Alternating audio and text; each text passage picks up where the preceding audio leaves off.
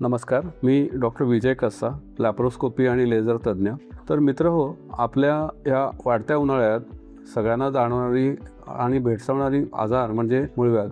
तर मूळव्याधीची लक्षणं काय? मूळव्याधीचं पहिलं लक्षण म्हणजे शौचावाटे रक्तस्राव होणे. दुसरं लक्षण आहे शौचाला जाऊन आल्यावर कोंब बाहेर येणे. आणि तिसरं लक्षण आहे शौचानंतर थोडंसं शौचाच्या जागी दुखणे. तर हे जे 3 लक्षणं आहेत ते 3 लक्षणं मूळव्याधीबरोबर बऱ्याच बाकीच्या आजारांमध्ये पण असतात. फिशरमध्ये असतात, फिस्चुलामध्ये असतात आणि काही प्रकारच्या शौचाच्या जागेच्या कॅन्सरमध्ये पण असतात. तर ह्या सगळ्या आजारांचं निदान होण्यासाठी ही जर लक्षणं असतील तर एखाद्या तज्ज्ञ डॉक्टरांना दाखवून खरोखरच मूळव्याध आहे का बाकीचं काय आहे हेच निदान वेळीच करणं आणि त्याच्यावर उपचार करणं गरजेचं असतं. तज्ज्ञ डॉक्टर प्रोक्टोस्कोपी नावाची छोटीशी तपासणी करून ते निदान करतात आणि त्या प्रोक्टोस्कोपीमध्ये आपल्याला मूळव्याध कुठल्या स्टेजमध्ये आहे हे सुद्धा डायग्नोसिस करता येतं. आता मूळव्याधीचे स्टेजेस काय त्याप्रमाणे त्याचे उपचार ठरतात. मूळव्याधीचे स्टेज म्हणजे स्टेज 1मध्ये नुसते मूळव्याधीचे कोंब असतात आतमध्ये आणि त्याला घासून रक्तस्राव होत असतं. स्टेज 2मध्ये मूळव्याधीचे कोंब संडास करताना किंवा शौच करताना बाहेर येतात आणि ते आपण आतमध्ये जातात. स्टेज 3मध्ये कोंब बाहेर येतात शौच करताना पण ते आत जात नाहीत, रुग्णाला बोटाने आत ढकलायला लागतं. ही झाली स्टेज 3. आणि स्टेज 4मध्ये ते कायमचेच बाहेर राहतात, शौचाच्या जागेच्या बाहेरच राहतात आणि पेशंटला तिथे पेन होतं, डिस्कम्फर्ट होतं. त्यामुळे स्टेज 4 ही अगदी शेवटची स्टेज आहे. तर ह्या 4ही स्टेजमध्ये पहिल्या 2 स्टेजमध्ये आपल्याला औषधोपचाराद्वारे रुग्ण पूर्ण बरा होऊ शकतो. ह्या रिव्हर्सिबल स्टेज असतात. आणि स्टेज 3 आणि स्टेज 4मध्ये आपल्याला कुठल्या तरी प्रकारचं शल्यकर्म किंवा मिनिमली इन्व्हेसिव्ह लेझर अशा प्रकारचे उपचार करावे लागतात. तर योग्य वेळी जर आपण स्टेज 1 आणि स्टेज 2ला जर आपण तज्ज्ञ डॉक्टरांना दाखवून योग्य ते उपचार घेतले तर विना शस्त्रक्रिया पेशंट बरा होऊ शकतो.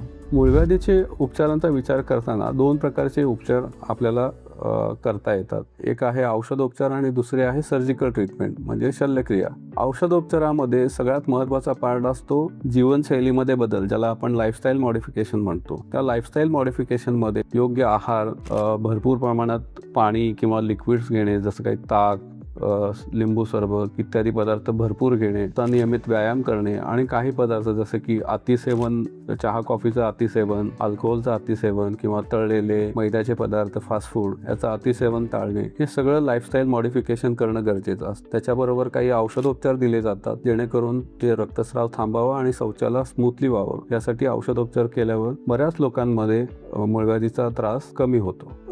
सर्जिकल ट्रीटमेंट किंवा शल्यक्रिया मूळव्याधीमध्ये कोणास लागते? ज्याला औषधोपचाराने रक्तस्राव थांबत नाही अशा रुग्णांमध्ये किंवा ज्याला प्रेझेंट होताना म्हणजे जे निदान होताना ज्या रुग्णांमध्ये ग्रेड 3 किंवा ग्रेड 4 हिमोरॉइड्स असतात तशा रुग्णांमध्ये औषधोपचाराचा उपयोग होत नाही. अशा रुग्णांना आणि काही रुग्ण औषधोपचार घेऊ शकत नाहीत अशा रुग्णांमध्ये शल्यक्रिया गरजेची असते. आणि त्या शल्यक्रिया ह्या 2 प्रकारच्या असतात. एक म्हणजे रुटीन शल्यक्रिया ज्याच्यामध्ये आपण मूळव्याधीचे कोंब कट करून तिथे टाके घालतो, ही रुटीन शस्त्रक्रिया. आणि दुसरी म्हणजे मिनिमली इन्व्हेसिव्ह ज्याच्यामध्ये लेझर आणि नवीन प्रकारच्या स्टेपलर ह्या पद्धती येतात. ज्या जुन्या पद्धती होत्या त्याच्यामध्ये शल्यकर्माद्वारे मूळव्याधीचे कोंब कट केले जायचे आणि तिथे टाके घातले जायचे. ऑपरेशन नंतर पेशंटला बऱ्यापैकी त्रास सहन करावा लागायचा आणि ऑपरेशन करताना रक्तस्राव व्हायचा. त्यामुळं त्या पद्धतीला पेशंट बऱ्यापैकी घाबरून ऑपरेशन पासून दूर जायचे. आता ज्या नवीन पद्धती आलेल्या आहेत त्यामध्ये लेझर पद्धतीमध्ये फक्त एक बारीक